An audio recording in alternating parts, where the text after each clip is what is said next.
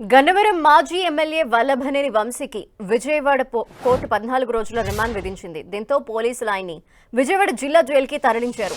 ఆయనతో పాటు నిందితులుగా ఉన్న లక్ష్మీపతి, కృష్ణప్రసాద్ కి కూడా న్యాయమూర్తి 14 రోజులు రిమాండ్ విధించారు. వంశీని నిన్న ఉదయం హైదరాబాద్ లో అరెస్ట్ చేసిన కృష్ణలంక పోలీసులు రాత్రి విజయవాడ కోర్టులో హాజరుపరిచారు. ప్రభుత్వం తరపున వీరగంధం రాజేంద్ర ప్రసాద్, వంశీ తరపున పొనవోలు సుధాకర్ రెడ్డి వాదనలు వినిపించారు. రాత్రి 11 నుంచి అర్ధరాత్రి 1:45 వరకు ఇరుపక్షాలు సుదీర్ఘ వాదనలు వినిపించాయి. అయినా వాదనలు కొలిక్కి రాకపోవడంతో న్యాయమూర్తి అదనంగా మరో అరగంట పాటు వాదనలు విన్నారు. అనంతరం ముగ్గురికి 14 రోజుల చొప్పున రిమాండ్ విధించారు. మరిన్ని డీటెయిల్స్ మా ప్రతినిధి దుర్గా లైవ్ లో అందిస్తారు. దుర్గా,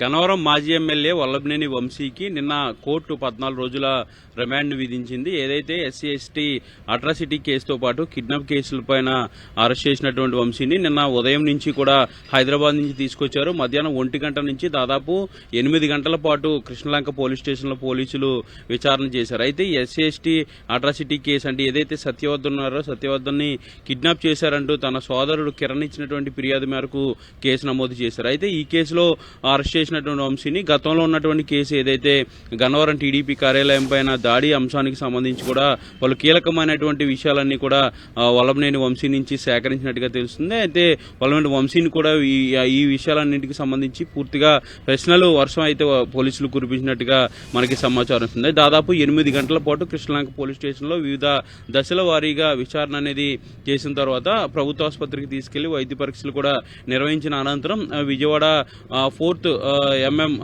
ఏసీఎంఎం కోర్టులో వంశీని హాజరుపరిచారు. అయితే కోర్టులో కూడా ఒక హైడ్రామా జరిగింది. రిమాండ్ రిపోర్టుకు సంబంధించి ఆలస్యంగా ఇవ్వడం, రిమాండ్ రిజెక్ట్ చేయాలంటూ కూడా వంశీ తరపు న్యాయవాదులు డిమాండ్ చేయడం, వీటన్నింటినీ నేపథ్యంలో తెల్లవారుజాము వరకు కూడా కోర్టులో హైడ్రామా అనేది జరిగిన తర్వాత 14 రోజులు రిమాండ్ అయితే వంశీకి విధించారు. అయితే వంశీతో పాటు మరో ఇద్దరికి కూడా 14 రోజుల రిమాండ్ ని విధించడం జరిగింది. సుదీర్ఘ వాదనలు అయితే అర్ధరాత్రి జరిగాయని తెలుస్తోంది. అంతేకాకుండా ఎక్కడ కొలికి రాకపోవడంతో ఇంకో అరగంటను కూడా ఈ వాదనలు వినిపించడంలో ప్రొసీజర్ ని పొడిగించారు. మరి ఏం జరిగింది? ఆ వాదనలు వినిపించడంలో కూడా ఇరుపక్షాల సైడ్ నుండి ఏం చెప్పారు?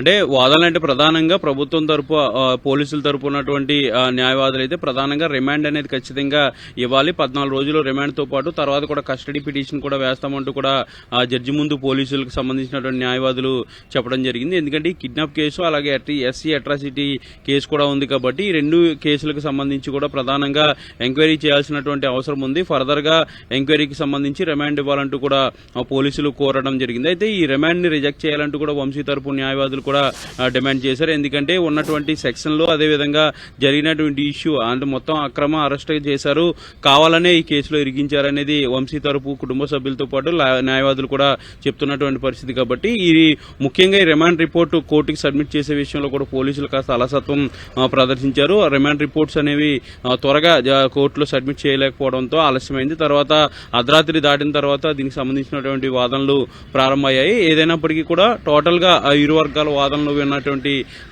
జడ్జి ముగ్గురికి వంశీతో పాటు మరొక ఇద్దరికి 14 రోజుల పాటు రిమాండ్ విధించారు. రిమాండ్ అనంతరం విజయవాడ జిల్లా జైలుకు వంశీని తరలించడం జరిగింది. థాంక్యూ దుర్గా.